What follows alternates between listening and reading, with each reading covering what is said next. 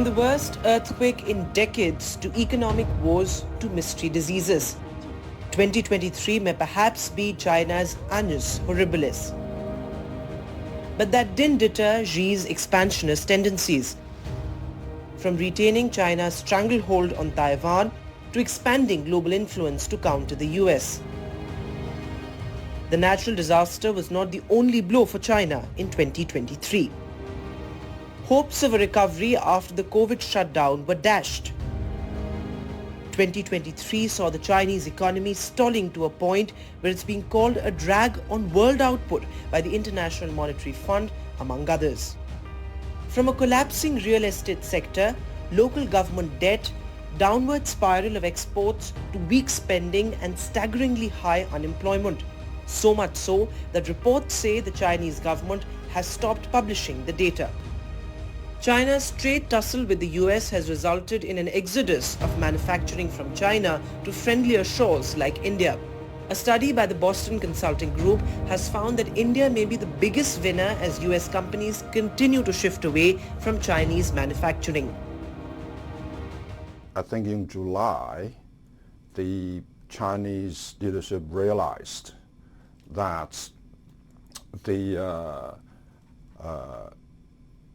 the economy was in deeper trouble, was in more serious trouble than the leadership expected. So they started to pump more money into the economy. Chinese President Xi Jinping also garnered unwanted attention as some of his top officials such as former Defense Minister Li Shangfu and ex-Foreign Minister Qin Gang went missing. Xi continues to assert China's hold on Taiwan, adding to tensions. Earlier this week he said that the reunification of Taiwan with China is inevitable, reiterating Beijing's long-held stand on the self-ruled island democracy ahead of a crucial election next month. China's reopening brought a parade of foreign leaders to Beijing as it strengthened links with the Mideast and other developing regions and showed support for Russia and set about mending relations with Europe, the US and Australia. Saudi Arabia and Iran reached an agreement in Beijing to re-establish diplomatic relations. India is closely watching China's ties with Bhutan after border talks in Beijing. But ongoing border talks between Bhutan and China to formally demarcate their boundary have not prevented Beijing from continuing unsanctioned construction activity in North Bhutan's Jakarlung Valley.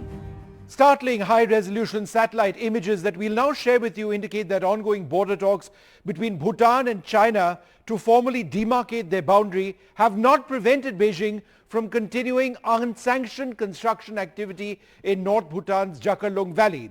The extent of the Chinese construction in this also suggests that Thimphu may have no option but to accept the fait accompli presented by the Chinese in this area, which incidentally lies just 50 kilometers from Bhutan's eastern border with Arunachal Pradesh. Now, the satellite image that you see here covers the expanse of Chinese construction activity in one part of the Jakarlung Valley to Bhutan's north. You just saw one Chinese-built enclave. You can now see the road network, and finally, in a few seconds, what you will see is a second Chinese enclave in this area.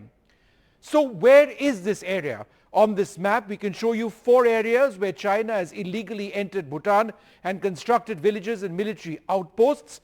Let's zoom into the Jakarlung area that we are focusing on. The yellow area is what we will be closely looking at. You can also see the Chinese road network clearly marked here. The image that you now see is from August 2021. The Chinese had entered this area, but take a look at this. This is the very same area, entirely built up. There are more than 100 residential homes here. This image just 4 days old.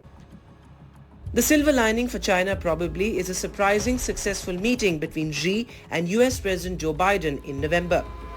The summit led to a key agreement restoring military-to-military communications. But the US also broadened its export controls on advanced computer chips just before the meet. And a collision of Chinese and Philippine ships in the South China Sea hearkened to tensions that could draw the US into conflict.